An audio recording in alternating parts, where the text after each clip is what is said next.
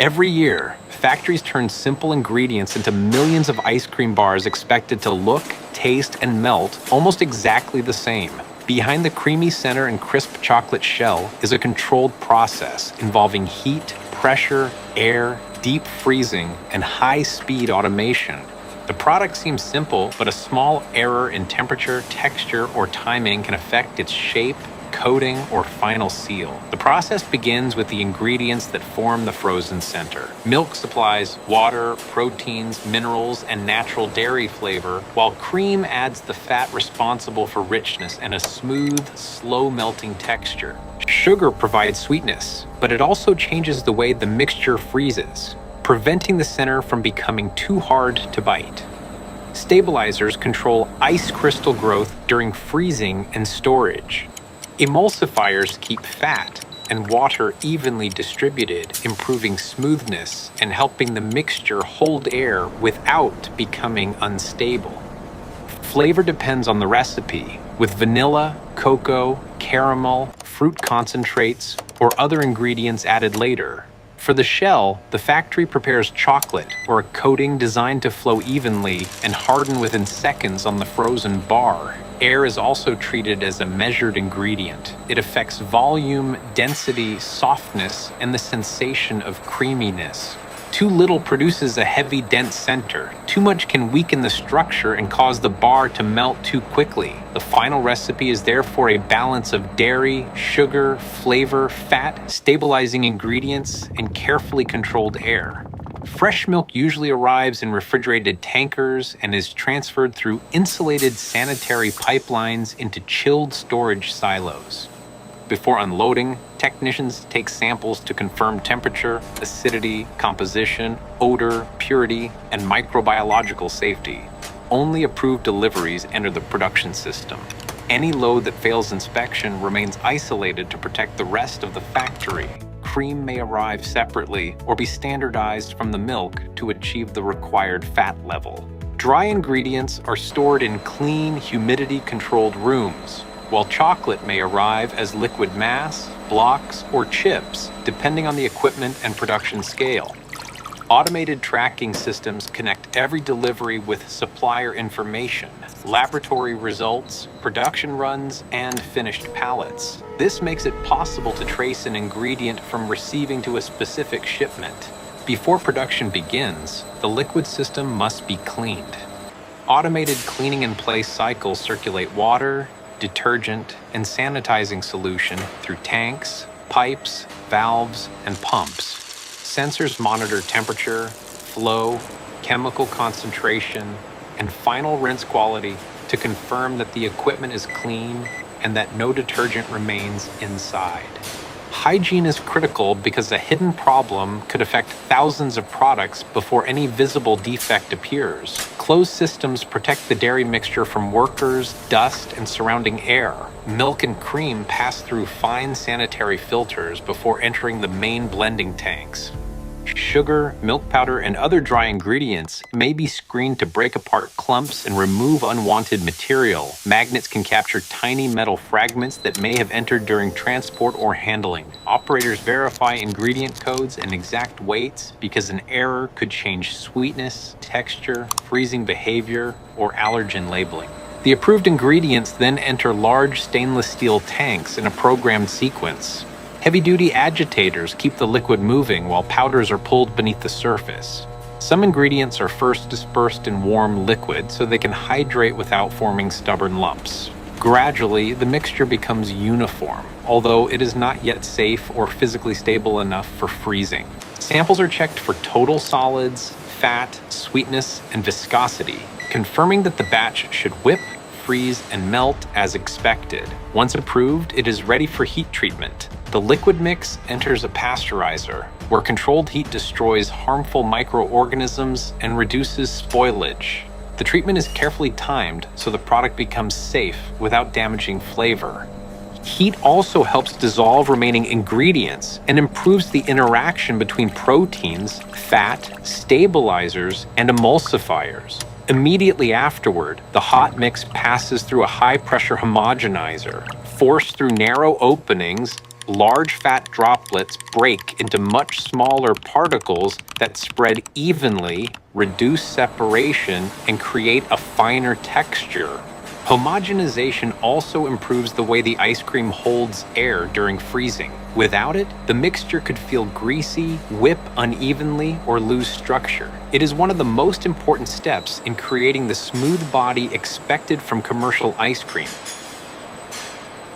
The treated mix then moves through stainless steel heat exchangers, where it is cooled rapidly. Fast cooling protects flavor, limits microbial growth, and prepares the product for aging. The cold mixture flows into insulated tanks and rests for several hours under slow agitation.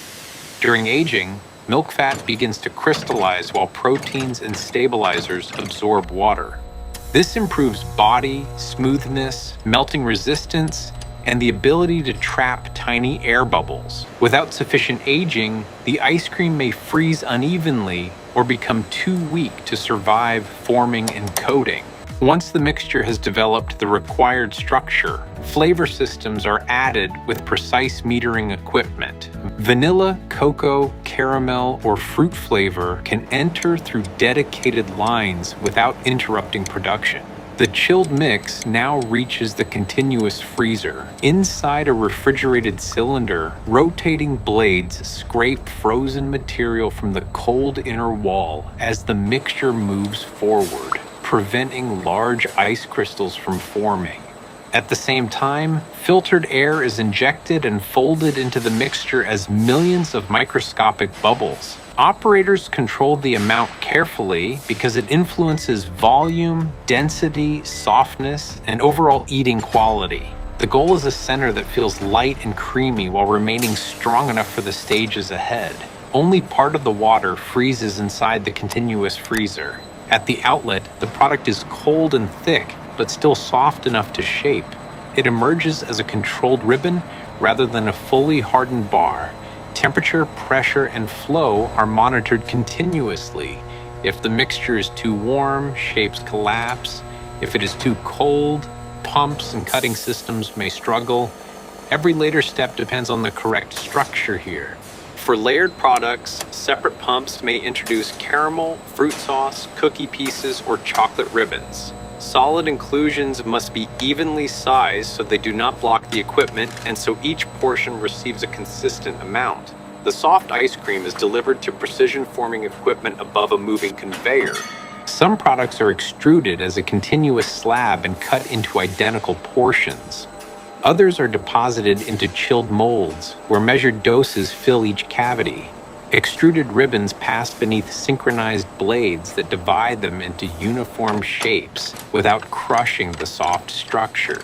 Molded bars may be gently vibrated to remove gaps and level the surface. In both systems, the product must remain centered and evenly portioned. Wooden sticks are fed from magazines, separated automatically, and inserted into the still soft center. Placement matters. An off-center stick can make handling difficult, create an uneven chocolate coating, or crack the bar after hardening. The newly formed bars enter a long, hardening tunnel filled with extremely cold, rapidly circulating air. Temperatures can fall far below those of a household freezer. This rapid hardening freezes the remaining water quickly, limits crystal growth, and locks the tiny air bubbles in place. Tunnel time depends on the product's size, shape, and recipe. Conveyor speed is calculated so every center leaves firm, stable, and strong enough for coating. Meanwhile, chocolate is melted in jacketed tanks and circulated continuously. Temperature and viscosity must remain uniform so the coating flows smoothly.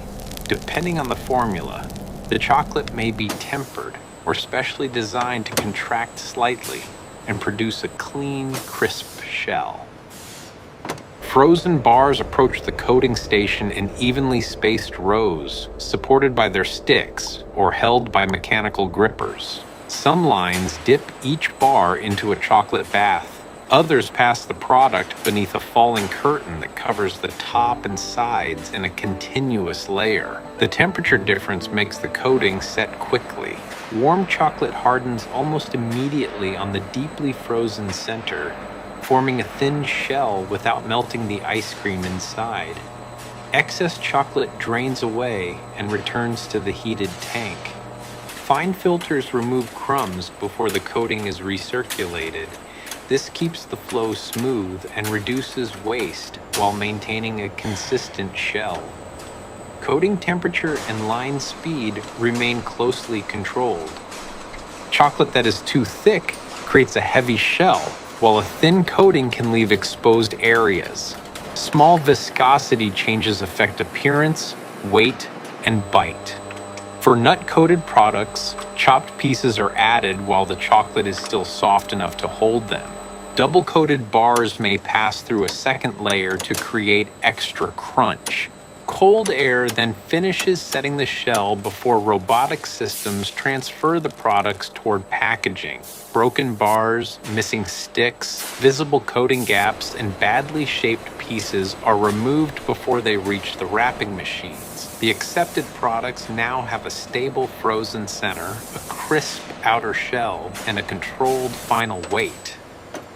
Quality control continues throughout the line.